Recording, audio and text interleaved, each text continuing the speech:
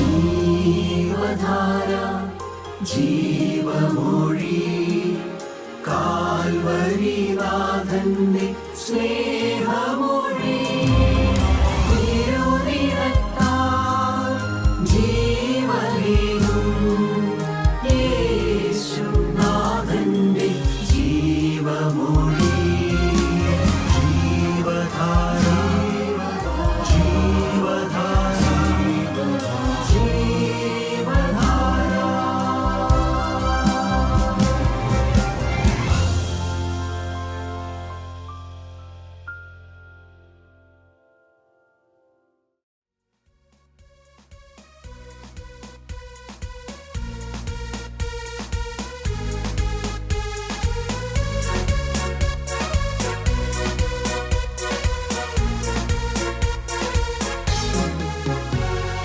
മരണത്തെ ജയിച്ചവൻ ഉയരത്തിലുണ്ട്, അവിടെ എനിക്കൊരുക്കുന്ന ഭവനമൊന്നുണ്ട്. മരണത്തെ ജയിച്ചവൻ ഉയരത്തിലുണ്ട്, അവിടെ എനിക്കൊരുക്കുന്ന ഭവനമൊന്നുണ്ട്. ആ വീട്ടിലെന്നെ ചേർത്തിടുവാൻ മണവാളൻ വന്നിടുമേ. ആ വീട്ടിലെന്നെ ചേർത്തിടുവാൻ മണവാളൻ വന്നിടുമേ. സ്തുതിഗീതം പാടി പുകഴ്ത്തിടുന്നേ മനുവേലനെ. ദൂതസ്തുതിച്ചു വാഴ്ത്തും സുന്ദരനാം മണവാളനെ. ദൂതസ്തുതിച്ചു വാഴ്ത്തും സുന്ദരനാം മണവാളനെ.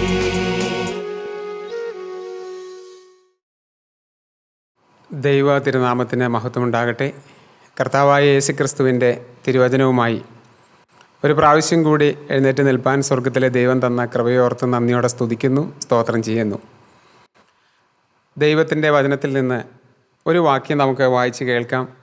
വിശുദ്ധ മത്തായി ശ്ലീഹ എഴുതിയ സുവിശേഷം 14-ാം അധ്യായം അതിൻ്റെ 28-ാമത്തെ വാക്യം.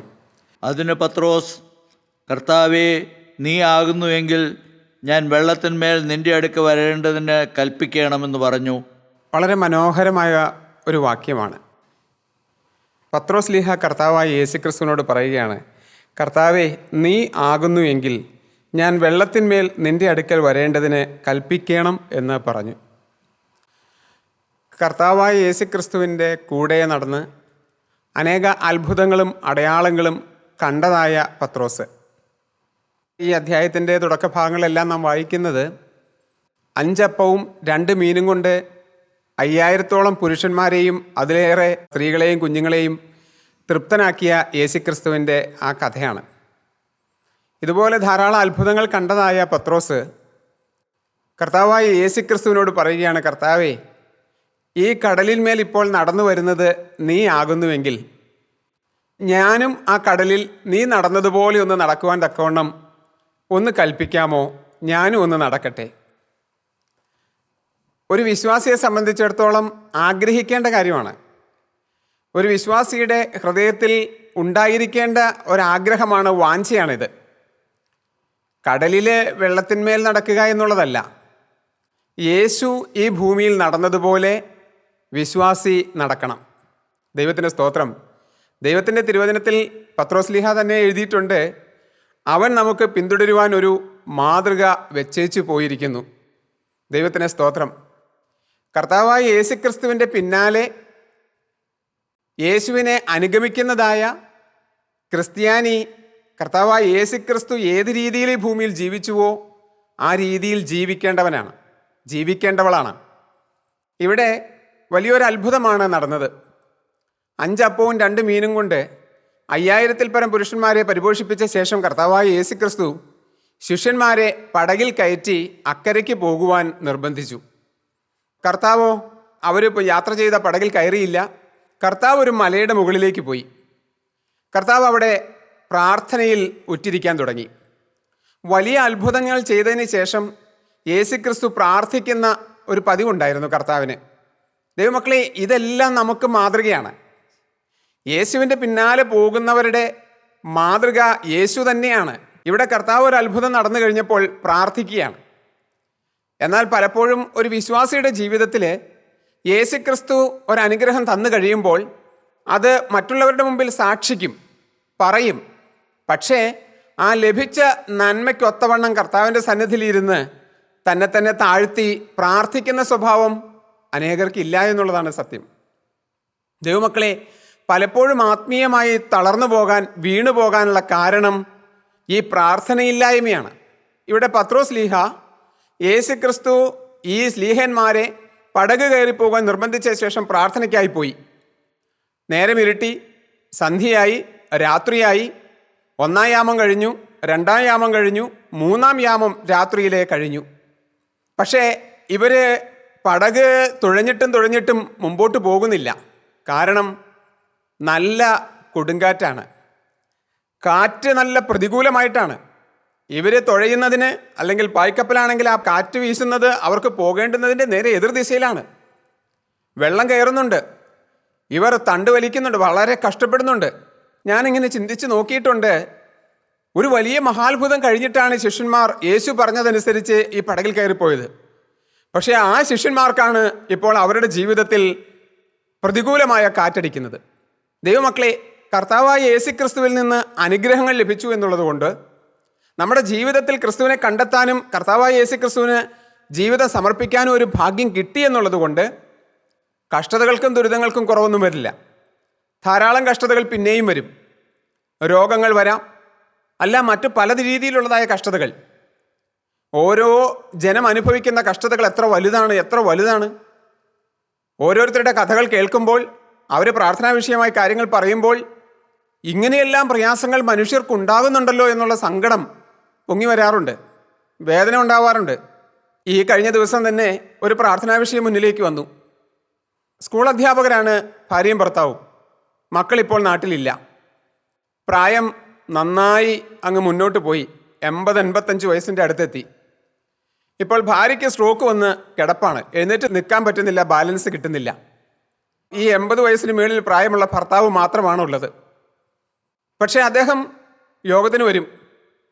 ഭാര്യയെ ആ യോഗ സമയത്ത് ചെയ്യേണ്ട ശുശ്രൂഷകളെല്ലാം ചെയ്ത് കിടത്തിയ ശേഷം അദ്ദേഹം വചനം കേൾക്കാനായിട്ട് വരും.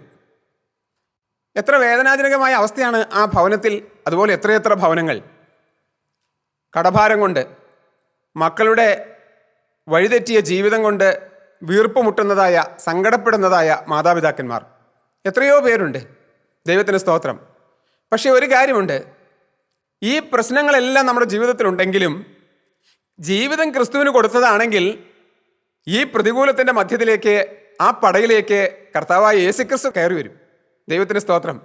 ശിഷ്യന്മാരെ അധിക നേരമായി തുഴഞ്ഞുകൊണ്ടിരിക്കുന്നു. ഞാൻ ഓർത്തു, എന്തിനാണാവോ ഈ 3 യാമം കഴിയുന്നത് വരെയും കർത്താവ് കാത്തിരുന്നത്? അവർ യേശുവിനെ ഒന്ന് വിളിക്കുമോ? അവർ യേശുവിനോടൊന്ന് പ്രാർത്ഥിക്കുമോ? യേശു ഒരുപക്ഷെ കാത്തിരുന്ന് നോക്കിക്കാണും. കാരണം കർത്താവ് പ്രാർത്ഥിച്ച് കഴിഞ്ഞ് വൈകുന്നേരമായി, സന്ധ്യയായി, കർത്താവ് നോക്കുമ്പോൾ കർത്താവിന് അറിയാം ഈ ശിഷ്യന്മാർ പടകിൽ കിടന്ന് ആ കടലിൻ്റെ നടുക്ക് കിടന്ന് വലയുകയാണ്, കഷ്ടപ്പെടുകയാണ്. അവർ പക്ഷേ ആ പടകിനെ കരയിലെത്തിക്കാൻ വേണ്ടി അധ്വാനിച്ചുകൊണ്ടിരിക്കുക. എന്നാൽ തങ്ങൾക്ക് നേരിട്ടിരിക്കുന്ന പ്രതികൂലത്തിൻ്റെ മധ്യത്തിലേക്ക് യേശുക്രിസ്തുവിനെ കുറിച്ച് ഓർക്കാനോ ഒന്ന് വിളിക്കുവാനോ അവർക്ക് മനസ്സ് വരുന്നില്ല. ഒന്ന് മനമൊരുക്കി, കർത്താവേ, ഞങ്ങളെ നീ ഈ പടകെടുത്ത് പുറപ്പെടാൻ പറഞ്ഞു. നീ പറഞ്ഞിട്ട് ഞങ്ങൾ പടകുമായി പുറപ്പെട്ടു. ഞങ്ങളുടെ അവസ്ഥ നീ കാണുന്നില്ലേ? ഞങ്ങൾ വലഞ്ഞു. നീ ഒന്ന് കടന്നു വരണമേ എന്ന് അവർക്ക് ഒന്ന് പ്രാർത്ഥിക്കാൻ തോന്നിയില്ല. പക്ഷേ കർത്താവായ യേശുക്രിസ്തു അവരുടെ ഇടയിലേക്ക് ഇറങ്ങി വന്നു. ദൈവമക്കളെ, പലപ്പോഴും നമ്മൾ പ്രാർത്ഥിച്ചിട്ടല്ല, നമ്മൾ ആഗ്രഹിച്ചിട്ടല്ല, കർത്താവായ യേശുവിൻ്റെ നിർവ്യാജ സ്നേഹം, ആ ദൈവിക സ്നേഹം അവരെ അങ്ങനെ വിടുവാൻ മനസ്സ് വന്നില്ല. യേശു അവരുടെ അടുക്കിലേക്ക് കടലിന്മേൽ നടന്നുകൊണ്ട് വന്നു. ദൈവത്തിന് സ്തോത്രം. ഈ രാത്രിയിലെ 4-ാം യാമത്തിൽ എന്ന് പറഞ്ഞാൽ വെളുപ്പാങ്കാലത്ത് 3 മണിയൊക്കെ കഴിഞ്ഞു. ആ സമയത്ത് കടലിലൂടെ ഒരാൾ നടന്നു പോകുന്ന കാണുമ്പോൾ, വെള്ളത്തിൻ്റെ മുകളിലൂടെ ഒരു മനുഷ്യൻ നടക്കുന്നത്, ഒരു രൂപം നടക്കുന്നത് കണ്ടാൽ സ്വാഭാവികമായിട്ടും എല്ലാവരും പേടിക്കും. കാരണം ഈ ശിഷ്യന്മാരും വിചാരിച്ചു അതൊരു ഭൂതമാണ് എന്ന്. കാരണം കടലിൻ്റെ മേളിലൂടെ മനുഷ്യർ നടക്കൂലല്ലോ. മനുഷ്യർക്ക് കടലിൻ്റെ മേളിലൂടെ, വെള്ളത്തിൻ്റെ മേളിലൂടെ നടക്കാൻ സാധിക്കില്ല. സ്വാഭാവികമായിട്ട് അവരും ഭയപ്പെട്ടു. അവരുടെ ഉള്ളിൽ പേടി തട്ടി. ഉടനെ യേശു അവരോട് പറഞ്ഞു, ഭയപ്പെടേണ്ട, ഇത് ഞാനാണ്. ദൈവത്തിന് സ്തോത്രം. ദൈവമക്കളെ, അങ്ങനെ ഒരു ശബ്ദം നമുക്ക് ഇടയ്ക്കിടയ്ക്ക് കേൾക്കാൻ പറ്റും. നമ്മുടെ ജീവിതത്തിൽ പടക് മുങ്ങുമെന്ന് തോന്നുന്ന സമയത്ത്, എല്ലാ പ്രതീക്ഷയും വിട്ടു എന്ന് തോന്നുന്നതായ സമയത്ത് ഒരു വാക്ക് ജീവിതം യേശുക്രിസ്തുവിന് കൊടുത്തവർ കേൾക്കും. ഭയപ്പെടേണ്ട, ഇത് ഞാനാണ്, യേശുവാണ്, മകനെ നിന്റെ രക്ഷിതാവാണ്, നിന്നെ വീണ്ടെടുത്തവനാണ്, നിനക്ക് വേണ്ടി രക്തമൊഴുക്കിയവനാണ്, നിന്റെ പേര് ജീവന്റെ പുസ്തകത്തിൽ എഴുതിയവനാണ് എന്ന് പറഞ്ഞ് നമ്മുടെ അടുക്കിലേക്ക് ഇറങ്ങി വരുന്ന ഒരു യേശുണ്ട്. ദൈവത്തിന് സ്തോത്രം. ദൈവമക്കളെ, ആ യേശുവിനെ നിങ്ങൾ അനുഭവിക്കുന്നുണ്ടോ? ഇന്ന് ഈ നൂറ്റാണ്ടിൽ, ഈ കാലഘട്ടത്തിൽ, ഈ ജൻസി തലമുറയുടെ നടുവിൽ യേശുക്രിസ്തുവിനെ അനുഭവിക്കുന്ന ഒരു മഹാഭാഗ്യം ദൈവമക്കളെ നമുക്ക് എല്ലാവർക്കും കിട്ടണം. ദൈവത്തിന് സ്തോത്രം. ദൈവനാമം മഹത്വപ്പെടട്ടെ. യേശു ആണ് എന്ന് പത്രോസ് കേട്ടപ്പോൾ പത്രോസിൻ്റെ ഉള്ളിലെ ഈ യേശു നടന്നതുപോലെ കടലിന് മേലിലൊന്ന് നടക്കാനുള്ള ഒരു ആഗ്രഹം. ദൈവമക്കളെ, അത് തെറ്റല്ല, അത് നല്ല ആഗ്രഹമാണ്. നമ്മളത് ആഗ്രഹിക്കണമെന്നാണ് ഞാൻ പറയുന്നത്. എൻ്റെ ആഗ്രഹം യേശു നടന്നതുപോലെ ഈ ഭൂമിയിൽ നടക്കണം. കടലിലെ വെള്ളത്തിൻ്റെ മേളിൽ നടക്കുന്ന കാര്യമല്ല. പത്രോസ് ആഗ്രഹിച്ചതുപോലെ കടലിൻ്റെ വെള്ളത്തിൻ്റെ മേളിലൂടെ നടക്കുന്ന കാര്യമല്ല. പകരം യേശു ഈ ഭൂമിയിലൂടെ എങ്ങനെയാണോ നടന്നത്, ഒരു വിശുദ്ധനായിട്ട് എങ്ങനെയാണോ ജീവിച്ചത്, ഒരു പരിശുദ്ധനായിട്ട് എങ്ങനെയാണോ നടന്നത്, അവൻ എങ്ങനെയാണോ സംസാരിച്ചത്, അവൻ മറ്റുള്ളവരെ എങ്ങനെയാണോ സ്നേഹിച്ചത്, അവൻ മറ്റുള്ളവരെ എങ്ങനെയാണോ കരുതിയത്, ദൈവത്തിന് സ്തോത്രം, അതുപോലെ എനിക്കും ഈ ഭൂമിയിൽ ഒരു വിശുദ്ധനായി, ഒരു പരിശുദ്ധനായി ജീവിക്കണം.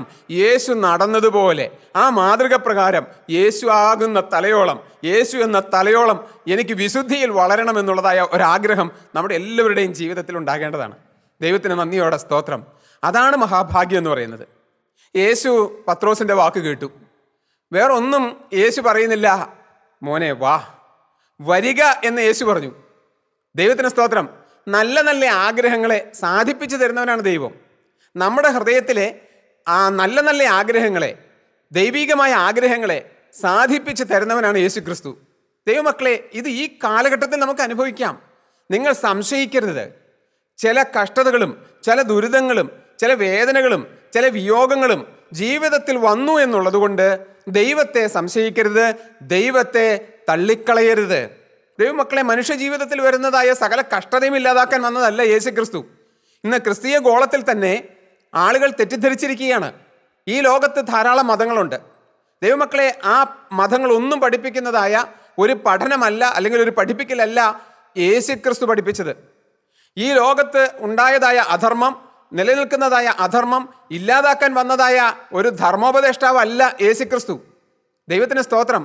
ഈ ഭൂമിയിൽ ഏതെങ്കിലും തരത്തിലുള്ളതായ പകർച്ചവ്യാധികളോ അനാചാരങ്ങളോ ദുരാചാരങ്ങളോ നിലനിൽക്കുമ്പോൾ അതില്ലാതാക്കാൻ വന്നതായ, അതിനെ എടുത്തു മാറ്റാൻ വന്നതല്ല കർത്താവായ യേശു ക്രിസ്തു.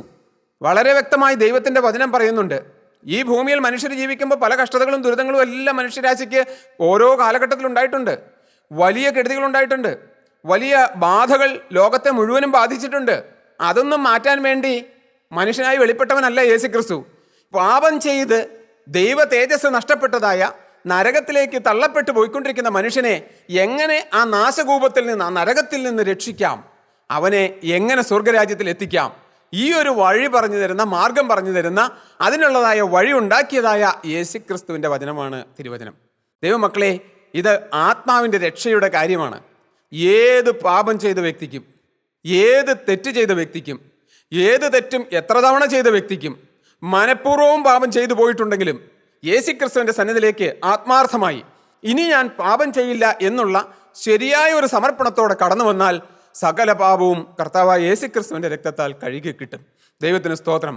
അവനും രക്ഷയുണ്ട്, അവൾക്കും രക്ഷയുണ്ട്.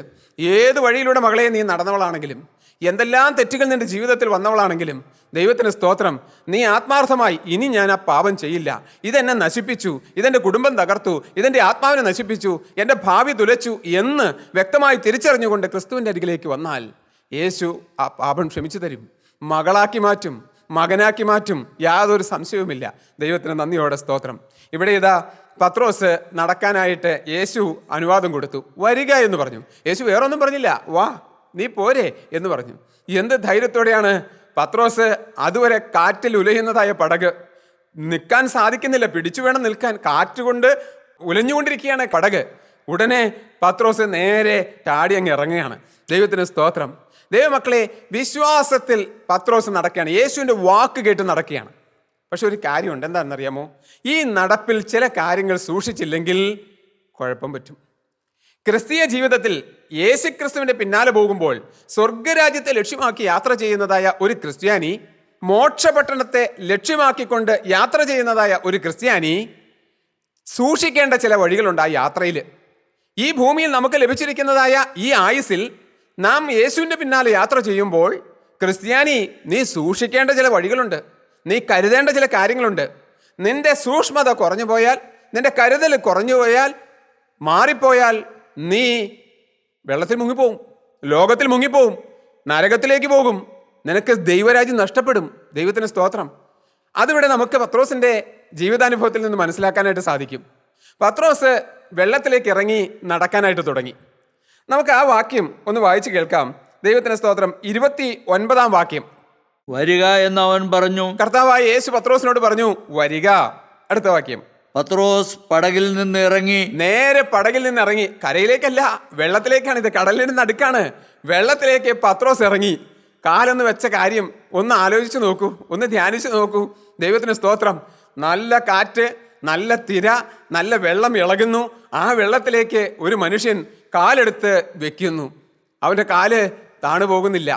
വെള്ളത്തിൻ്റെ മേളിൽ അവൻ്റെ കാലുറയ്ക്കുന്നു. ദൈവത്തിന് സ്തോത്രം. അവൻ ആ പടകിൽ നിന്ന് ഇറങ്ങി, വായിക്കാം, യേശുവിന്റെ അടുക്കൽ ചെല്ലുവാൻ വെള്ളത്തിന്മേൽ നടന്നു. ആ യേശു വന്നുകൊണ്ടിരിക്കുന്ന യേശുവിൻ്റെ അടുക്കിലേക്ക് ചെല്ലുവാൻ വേണ്ടി വെള്ളത്തിൽ 2 കാലും വെച്ചു. പിന്നെ നടക്കാൻ തുടങ്ങി. ആ പടകിൽ നിന്ന് ഇറങ്ങി യേശുവിൻ്റെ അരികിലേക്ക് നടക്കുകയാണ്. യേശു നോക്കി നിൽക്കുന്നു. ആ പടകിലുള്ളതായ ബാക്കി ശിഷ്യന്മാരെല്ലാം നോക്കി നിൽക്കുന്നു. എന്തൊരു അത്ഭുതകരമായ കാഴ്ച ദൈവമക്കളെ! അതൊക്കെ ഒന്ന് കാണാൻ ആ ശിഷ്യന്മാർക്ക് ഭാഗ്യം കിട്ടി. ദൈവത്തിന് സ്തോത്രം. ഒന്ന് ധ്യാനിച്ചു നോക്കൂ. എന്ത് ഭാഗ്യമാണ് അതൊക്കെ കിട്ടുക എന്ന് പറഞ്ഞാൽ. ഈ യേശുവിൻ്റെ അടുക്കിലേക്ക് കടലിലൂടെ നടന്നു പോകുന്ന പത്രോസ് ആ സംഭവം നേരിട്ട് ശിഷ്യന്മാർ കണ്ടുകൊണ്ടിരിക്കുകയാണ്. ഞാൻ ഭയത്തോടെ ഓർക്കുക, യൂദാ ഇസ്കരിയോത്തെയും അത് കാണുന്നുണ്ടായിരുന്നു. പത്രോസ് എന്ന് പറയുന്ന കേവല മനുഷ്യൻ കടലിലെ തെറുത്തു വരുന്ന തിരകളെ ചവിട്ടി മെതിച്ചുകൊണ്ട് നടന്നു പോകുന്നത് ഈ യൂദാ ഇസ്കരിയോത്തെയും കണ്ടതാ. പക്ഷേ സ്വർഗത്തിലില്ല. യേശു ആർക്ക് സ്വർഗം കൊടുക്കാൻ വേണ്ടി വന്നുവോ അതിലൊരാളായ ആ യൂദായ്ക്ക് അത് കിട്ടിയില്ല. അത്ഭുതങ്ങൾ കണ്ടതുകൊണ്ടോ, അത്ഭുതങ്ങൾ അനുഭവിച്ചതുകൊണ്ടോ, അത്ഭുതത്തിൽ പങ്കാളിയായതുകൊണ്ടോ ദൈവമക്കളെ അതിൽ പുകഴാനൊന്നുമില്ല. ഈ യേശുവിൻ്റെ അടുക്കലേക്കുള്ള നടപ്പാണ് പ്രധാനപ്പെട്ടത്. ആ നടപ്പ് സൂക്ഷിച്ചില്ലെങ്കിൽ താണുപോകും. ഇവിടെ പത്രോസിന് എന്താണ് സംഭവിച്ചത്? അങ്ങനെ യേശുവിൻ്റെ മുന്നിലേക്ക്, യേശുവിൻ്റെ അടുക്കലേക്ക് പത്രോസ് നടക്കുക. അടുത്ത വാക്യം നമുക്കൊന്ന് വായിച്ച് കേൾക്കാം. എന്നാൽ അവൻ കാറ്റ് കണ്ട് പേടിച്ചു മുങ്ങിത്തുടങ്ങിയാൽ. കേട്ടോ, ദൈവത്തിന് സ്തോത്രം. ഇവിടെ പത്രോസിന് 4 വീഴ്ചകൾ സംഭവിച്ചു. ഞാൻ പത്രോസിൻ്റെ വീഴ്ച പറയാനൊന്നുമല്ല, യേശുവിനെ നോക്കി യാത്ര ചെയ്യുന്ന നമ്മുടെ ജീവിതത്തിൽ സംഭവിക്കാവുന്ന ചില വീഴ്ചകൾ. ഇത് നമുക്ക് പാഠമാണ്.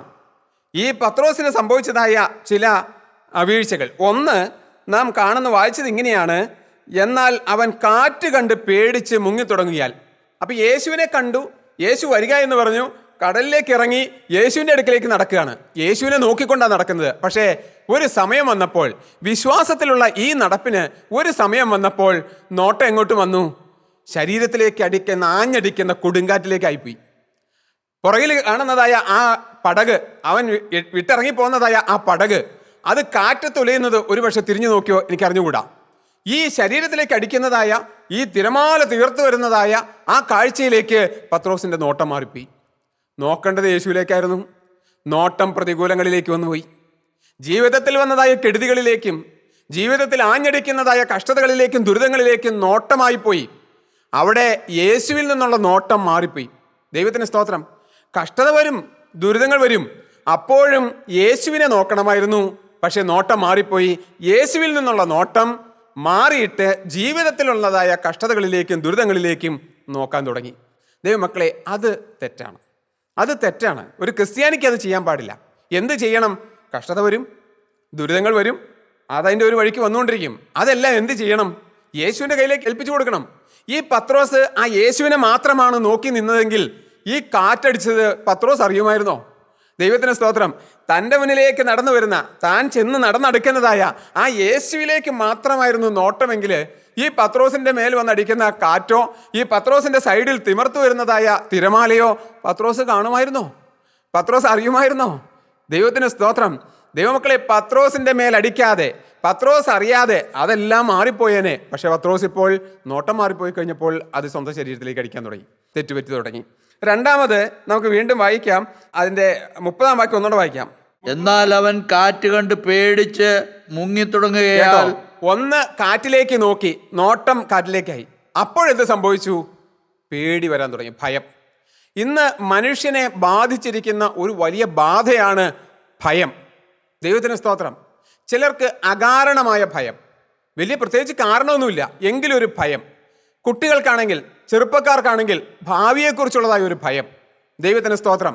തെറ്റ് ചെയ്താൽ ഭയപ്പെടണം, ജീവിതത്തിൽ പാപമുണ്ടെങ്കിൽ ഭയപ്പെടണം, ജീവിതത്തിൽ അരുതാത്ത സ്വഭാവം ഉണ്ടെങ്കിൽ ഭയപ്പെടണം. യേശുവിന് ജീവിതം കൊടുത്തിട്ട് പാപത്തോട് യാത്ര പറഞ്ഞ ആള് പിന്നെ എന്തിനു ഭയപ്പെടണം? ദൈവത്തിന് സ്തോത്രം. ദൈവമക്കളെ, എന്ത് സന്തോഷമുള്ള ജീവിതമാണെന്നറിയോ, എന്ത് ആനന്ദമുള്ള ജീവിതമാണെന്നറിയോ ക്രിസ്തീയ ജീവിതം. ദൈവത്തിന് സ്തോത്രം. ഒന്ന് അനുഭവിക്കണേ. ഈ കേൾക്കുന്ന നിങ്ങൾ ഓരോരുത്തരും, ദൈവമക്കളെ, ഈ വചനം കേട്ടുകൊണ്ടിരിക്കുന്ന നിങ്ങൾ ഓരോരുത്തരും, ആരെല്ലാം ഇത് ഏതെല്ലാം ദേശത്തിരുന്ന് കേൾക്കുന്നുണ്ടോ, നിങ്ങളൊന്ന് യേശുവിന് ജീവിതം വെച്ച് കൊടുത്തു നോക്കണേ. ദൈവത്തിന് സ്തോത്രം. അനുഭവിച്ച് നോക്കണേ. ഈ യേശുവിൻ്റെ കൂടെ നടക്കുന്നതിൻ്റെ മാധുര്യം ഒന്ന് അനുഭവിച്ച് നോക്കണേ. എന്ത് സമാധാനമാണെന്നറിയാമോ, എന്ത് സന്തോഷമാണെന്നറിയാമോ, എന്ത് ധൈര്യമാണെന്നറിയാമോ. എനിക്കൊരപ്പനുണ്ട്, എൻ്റെ കാര്യം നോക്കാൻ സർവശക്തനായ ദൈവം എൻ്റെ കൂടെ ഉണ്ടെന്നുള്ളതായ ആ ധൈര്യം കിട്ടുമ്പോൾ ജീവിതത്തിൽ മറ്റുള്ളതൊന്നും ഒരു വിഷയമല്ല. ഞാനിത് അനുഭവിച്ചുകൊണ്ടാണ് പറയുന്നത്. ഏകദേശം 10-30 കൊല്ലത്തോളമായി ദൈവമക്കളെ ഈ യേശുവിൻ്റെ പിന്നാലെ ഇറങ്ങി പുറപ്പെട്ടിട്ട്. ദൈവത്തിന് സ്തോത്രം. തിരമാലകൾ ധാരാളം വന്നു, ഇന്നും വരുന്നുണ്ട്. പക്ഷേ തിരമാലയിലേക്ക് നോക്കാറില്ല. ആദ്യകാലങ്ങളിലൊക്കെ നോക്കി പോയിട്ടുണ്ട്, അന്നൊക്കെ വീണും പോയിട്ടുണ്ട്. പക്ഷേ ഇന്ന് നല്ല ധൈര്യമുണ്ട്. എന്തെല്ലാം വന്നാലും ദൈവത്തിന് സ്തോത്രം, ആരെല്ലാം എതിർത്താലും യേശുവിലേക്കുള്ള നോട്ടം മാറ്റില്ല. യേശുവിനെ മാത്രം നോക്കും. ഒരു മനുഷ്യനെ നോക്കൂല, ഒരു കൂട്ടായ്മയെ നോക്കൂല, ഒരു ദൈവത്തിനെ നോക്കൂല. യേശുവിനെ മാത്രം നോക്കും എന്നുള്ളതായ ഒരു തീരുമാനം എടുക്കാൻ സ്വർഗത്തിലെ ദൈവം കൃപ തന്നു ദൈവമക്കളെ. അതുകൊണ്ട് ഇന്ന് നിലനിന്ന് പോകുന്നു. അത് മരണം വരെയും, എൻ്റെ ഈ ശരീരത്തിൽ നിന്ന് ആത്മാവ് വേർപെട്ട് മാറുന്നത് വരെയും എനിക്ക് അങ്ങനെ തന്നെ ആയിരിക്കണമെന്ന് ഞാൻ കർത്താവിനോട് വാക്ക് പറഞ്ഞിരിക്കുകയാണ്. അതിനുവേണ്ടി ഒരു സമർപ്പണം എടുത്തിരിക്കുകയാണ്. ദൈവത്തിന് സ്തോത്രം. രണ്ടാമത്, ഈ യേശുവിൽ നിന്നുള്ള നോട്ടം മാറിയാൽ പിന്നെ കടന്നു വരുന്ന വലിയൊരു പിഴവ് എന്താണെന്നറിയാമോ? ഭയമുണ്ടാകും. മനുഷ്യന് ഭയമുണ്ടാകും. ഭാവിയെക്കുറിച്ച്, രോഗത്തെക്കുറിച്ച്, പലതിനെക്കുറിച്ചും. ഓരോ പ്രായത്തിൽപ്പെട്ട ആളുകൾക്ക് ഓരോ തരത്തിലുള്ള ഭയം, വെറുതെ ഭയം. ദൈവത്തിന് സ്തോത്രം. ദൈവമക്കളെ, പത്രോസ് ഭയപ്പെട്ടു. എന്തിനാ ഭയപ്പെട്ടത്? ഈ ഭയപ്പെടേണ്ട വല്ല കാര്യം ഉണ്ടായിരുന്നോ?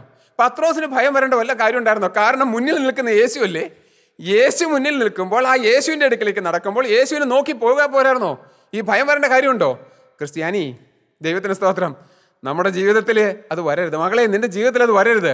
കഷ്ടതകളുണ്ട്, ജീവിതത്തിൽ പ്രയാസങ്ങളുണ്ട്, ബുദ്ധിമുട്ടുകളുണ്ട്, വരുമാനമില്ല, മക്കൾ നേരെ ചൊവ്വേ നടക്കുന്നില്ല. ശരിയാണ്, ഭർത്താവ് കുടിയനാണ്, ഭാര്യ പറഞ്ഞതനുസരിക്കുന്നില്ല, വേണ്ടാത്ത ചില സ്വഭാവങ്ങളൊക്കെ ഉണ്ട്. എല്ലാം ശരിയാണെന്നേ, എല്ലാം ശരിയാണ്. നീ യേശുവിനെ മാത്രം നോക്ക്, യേശുവിനെ മാത്രം നോക്കി ജീവിക്ക്. കാണാം മാറ്റം വരുന്നത്, കാണാം വീട് സ്വർഗമാകുന്നത്, കാണാം വീട്ടിൽ യേശുക്രിസ്തു വരുന്നത്. ദൈവത്തിന് നന്ദിയോടെ സ്തോത്രം. ദൈവനാമം മഹത്വപ്പെടട്ടെ. നോട്ടം യേശുവിൽ നിന്ന് മാറിയപ്പോൾ ഭയം വന്നു. രണ്ടാമത്തെ കാര്യം. 3 നമുക്ക് കാണാം. അതിൻ്റെ അടുത്ത വാക്യം ഒന്ന് വായിച്ച് കേൾക്കാം. എന്നാൽ അവൻ കാറ്റ് കണ്ട് പേടിച്ച് മുങ്ങി തുടങ്ങിയാൽ, കർത്താവേ എന്നെ രക്ഷിക്കണമേ എന്ന് നിലവിളിച്ചു. യേശു ഉടനെ കൈനീട്ടി അവനെ പിടിച്ചു. വായിക്കാം. അല്പവിശ്വാസിയെ, നീ എന്തിനു സംശയിച്ചു എന്ന് പറഞ്ഞു. ഭയം വന്നാൽ അടുത്തത് എന്താണെന്നറിയാമോ? അവിശ്വാസമാണ്. അവിശ്വാസമാണ്. പത്രോസിന്റെ ആ ഉറച്ച പാറ പോലെയുള്ള വിശ്വാസം നഷ്ടപ്പെട്ടു. ഇപ്പൊ പത്രോസ് ആരായി? അല്പവിശ്വാസിയായി. അല്പവിശ്വാസിയായി. വിശ്വാസം കുറയും തോറും കടലിൽ മുങ്ങിക്കൊണ്ടേയിരിക്കുക. വിശ്വാസം നല്ല ഉറപ്പുള്ള വിശ്വാസത്തിൽ നിന്നപ്പോൾ കടലിന്റെ മേലിലൂടെ നടന്നു. വിശ്വാസം കുറഞ്ഞു, അല്പവിശ്വാസിയായി. വിശ്വാസം താണു പോവുക, ഒപ്പം ശരീരവും കടലിൽ താണു പോവുക. ദൈവമക്കളെ, ഇത് വളരെ ഗൗരവമേറിയ ഒരു കാര്യമാണ്. ദൈവത്തിന് സ്തോത്രം. നാം ശ്രദ്ധിക്കേണ്ട കാര്യമാണ്. നമ്മുടെ ജീവിതത്തിൽ കഷ്ടതകളും ദുരിതങ്ങളും വരുമ്പോൾ ദൈവത്തെ സംശയിക്കരുത്, യേശുക്രിസ്തുവിനെ സംശയിക്കരുത്. ആ ദൈവത്തിലേക്ക് തന്നെ നോക്കി പ്രാർത്ഥിക്കുക, ദൈവത്തിൻ്റെ സന്നിധിയിൽ ചെന്ന് ഇരിക്കുക. കർത്താവേ, നീ എനിക്ക് ഈ പ്രശ്നത്തിന് പരിഹാരം തരണമേ എന്ന് ആത്മാർത്ഥമായി ദൈവത്തോട് പ്രാർത്ഥിക്കുക. ആ വിശ്വാസത്തിൻ്റെ കണിക പോലും ജീവിതത്തിൽ വരാൻ നമ്മൾ ഇടവരുത്തരുത്. ദൈവത്തിന് നന്ദിയോടെ സ്തോത്രം. പലരും കൂട്ടായ്മയിൽ വന്ന് വചനം കേട്ട് ജീവിതത്തിൽ സമർപ്പണമെടുത്ത് നല്ല അനുഭവങ്ങൾ കിട്ടുമ്പോൾ നല്ല വിശ്വാസത്തോടെ നിൽക്കും. പിന്നീട് ചില ശോധനകൾ വരുമ്പോൾ, ജീവിതത്തിൽ ചില കഷ്ടതകളും ദുരിതങ്ങളും വരുമ്പോൾ അവർ വിശ്വാസത്തിൽ നിന്ന് താണുപോകുന്നു. എന്ത് സംഭവിക്കുന്നു? ഒടുവിൽ കൂട്ടായ്മ വരെ വിട്ട് മാറിപ്പോകുന്ന ഒരു അനുഭവം. ദൈവമക്കളെ, അപകടം സംഭവിക്കരുത്. എങ്ങോട്ടാ പോകുന്നത്? ദൈവത്തിന് സ്തോത്രം, നരകത്തിലേക്കല്ലേ പോകുന്നത്? ആത്മാവിനെ നഷ്ടപ്പെടുത്തി കളയുകയല്ലേ? ദൈവം തൻ്റെ ശരീരത്തിൽ സ്ഥാപിച്ചു തന്നതായ ആ പരിശുദ്ധാത്മാവിനെ തള്ളിക്കളഞ്ഞിട്ട് നാം ഈ ലോകത്തിലേക്ക് ഇറങ്ങി ജീവിക്കുമ്പോൾ, ദൈവമക്കളെ, ലോകത്തിൽ മുങ്ങി ജീവിക്കുമ്പോൾ, പാപത്തിൽ മുങ്ങി ജീവിക്കുമ്പോൾ ആത്മാവ് നരകത്തിലേക്ക് പോവുകയാണ്. മരിക്കുന്ന സമയം ആര് സഹായിക്കാനുണ്ട്? മരണസമയം ആര് താങ്ങാനുണ്ട്? ചിന്തിക്കണം ദൈവമക്കളെ. അവിടെ വായിക്കുന്നത്, അല്പവിശ്വാസി അവൻ്റെ വിശ്വാസം നഷ്ടപ്പെട്ടു. ഒന്ന്, യേശുവിൽ നിന്നുള്ള നോട്ടം മാറി, അപ്പോൾ ഭയം കടന്നു വന്നു, അപ്പോൾ വിശ്വാസം നഷ്ടപ്പെട്ടു. ലോകത്തിലേക്ക് നോക്കിയാൽ വിശ്വസിക്കാൻ എന്തുണ്ട്? ഈ തെറുത്തു വരുന്നതായ തിരമാലയല്ലാതെ, ഈ വരുന്നതായ കാറ്റല്ലാതെ, ഈ കൊടുങ്കാറ്റല്ലാതെ, ആടി ഉലയുന്ന പടകല്ലാതെ, നിൽക്കുന്നതായ സ്ഥലം കുഴിഞ്ഞു പോകുന്ന ഒരു അനുഭവമല്ലാതെ, മുങ്ങിപ്പോകുന്ന ഒരു അനുഭവമല്ലാതെ എന്തുണ്ട് ഈ ലോകത്തിലേക്ക് നോക്കാൻ? നോട്ടം യേശുവിൽ നിന്ന് മാറ്റിയതാണ് പറ്റിപ്പോയത്. എന്ത് സംഭവിച്ചു? വിശ്വാസം നഷ്ടപ്പെട്ടു. ദൈവമക്കളെ, ക്രിസ്തീയ ജീവിതം വിശ്വാസത്തിൻ്റെ അടിസ്ഥാനത്തിലാണ്. ദൈവത്തിന് നന്ദിയോടെ സ്തോത്രം. ഒടുവിൽ ഒരു കാര്യം കൂടെ നമുക്ക് കാണാം. കർത്താവ് പറഞ്ഞത്, അല്പവിശ്വാസിയെ നീ എന്തിനു സംശയിച്ചു എന്ന് പറഞ്ഞു. സംശയിച്ചു. പിന്നെ സംശയം വരാൻ തുടങ്ങും. പണ്ട് കിട്ടിയ അനുഭവങ്ങളൊക്കെ മറക്കും. ദൈവത്തിന് സ്തോത്രം. ഒന്ന് ആലോചിച്ച് നോക്കൂ. 5 അപ്പം കൊണ്ട് 5000 പുരുഷന്മാരെ പരിപോഷിപ്പിച്ചിട്ട് അധികം സമയമായില്ല. അന്ന് പകൽക്കാലമാണ് ഈ അത്ഭുതം നടന്നത്. ആ അത്ഭുതത്തിൽ പങ്കാളിയായ ആളാണ് പത്രോസ്. ഈ ജനത്തിന് കർത്താവിൻ്റെ കയ്യിൽ നിന്ന് അപ്പം എടുത്ത് അത് വിളമ്പി കൊടുത്തത് ഈ പത്രോസാണ്. ഈ പത്രോസാണ് തൊട്ടു മുമ്പ് കടലിൽ കൂടെ ധൈര്യത്തോടെ നടന്ന ആള്. പക്ഷെ ഇപ്പോൾ വിശ്വാസം നഷ്ടപ്പെട്ടു. സംശയമായി. ദൈവം ഉണ്ടോ? ഇത് ദൈവപുത്രനാണോ? യേശുക്രിസ്തു തന്നെയാണോ? സംശയം വരും. അവിശ്വാസം വന്നാൽ പിന്നെ സംശയം വന്നാലോ വിട്ടുപോയി. ദൈവമക്കളെ, ഇത് നമുക്ക് വരരുത്. എന്നാൽ അവിടെ നാം കാണുന്ന ഒരു പ്രധാനപ്പെട്ട കാര്യമുണ്ട്. എന്താണെന്നറിയാമോ? ഈ അപകടങ്ങളിലൂടെ പത്രോസ് പോയപ്പോഴും പത്രോസ് ഒരു കാര്യം ചെയ്തു.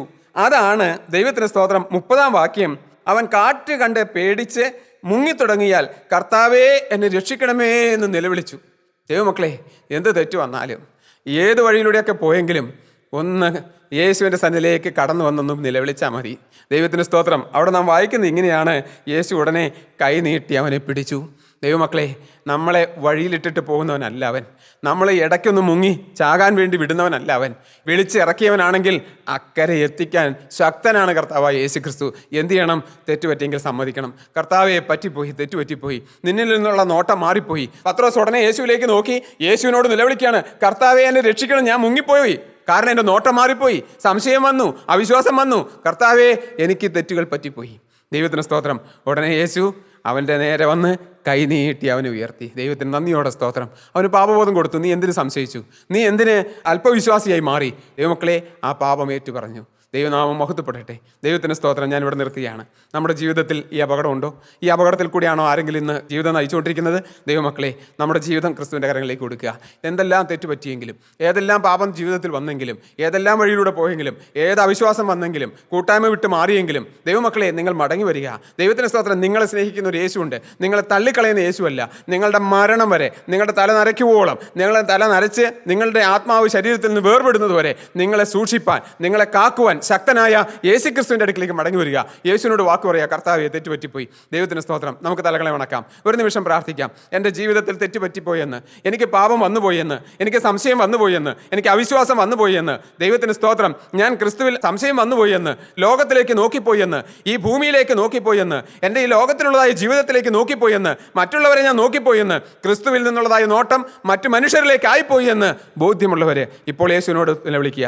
യേശുവിനോട് പറയുക, കർത്താവേ, എനിക്ക് തെറ്റുപറ്റിപ്പോയി, എൻ്റെ പാപം എന്നോട് ക്ഷമിക്കണമേ. ദൈവത്തിന് സ്തോത്രം. ആത്മാർത്ഥമായി സ്നേഹിച്ച് കർത്താവിനോട് പ്രാർത്ഥിച്ചാൽ കർത്താവ് ക്ഷമിച്ചു തരും. നമുക്ക് പ്രാർത്ഥിക്കാം. സ്നേഹവാനായ ഞങ്ങളുടെ ദൈവമേ, കരുണയുള്ള ഞങ്ങളുടെ വാഴ്ത്തപ്പെട്ട കർത്താവേ, ഞങ്ങളുടെ പാപങ്ങൾക്ക് വേണ്ടി കാൽവരി കുരിശിന്മേൽ മരിച്ച് അവസാനത്തെ തുള്ളി രക്തം വരെ ഞങ്ങൾക്ക് വേണ്ടി ഒഴുക്കി തന്ന കർത്താവേ, ഞങ്ങളുടെ ജീവിതത്തിൽ വന്ന പാപം നിന്റെ സന്നിധിയിൽ ഇപ്പോൾ ഞങ്ങൾ വീണ്ടും ഏറ്റുപറയുന്നു. കർത്താവെ, ക്ഷമിക്കണമേ.